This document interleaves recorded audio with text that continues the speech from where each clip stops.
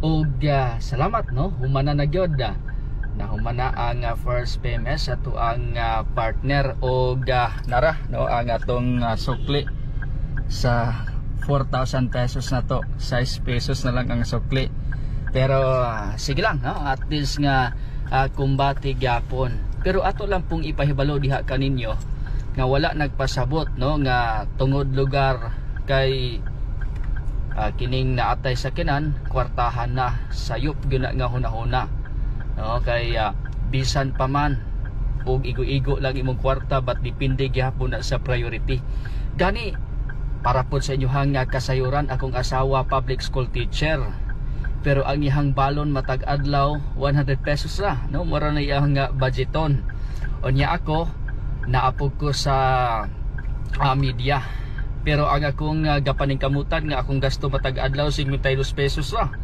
Doing anak ka tipid, magbalon gyud ko og rice padulong sa duty, tapos magkaon lang dayon ko sa Makis no, mao na akong naandan eskwela pa ko sa Xavier, maginaw ko naandan Makis, pero kaniadto di na ko magpalit og rice no diha sa Makis, sudan lang paliton, buo din akong baga kay nga balonan no. But karon siyempre tungod kay naa naman tay trabaho mo na nga gawas lugar nga magpalit ko og kaning sudan, palitan po na ko usa ka rice, buo lang gyapon ako akong balon nga rice, so busog na no.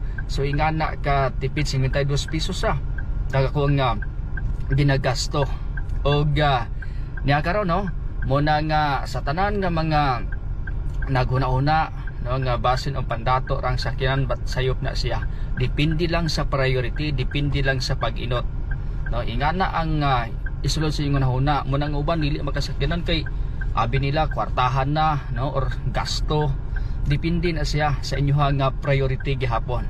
Bahalag pitos no, at least kana bitawng komportable ka sa ibuhang kinabuhi.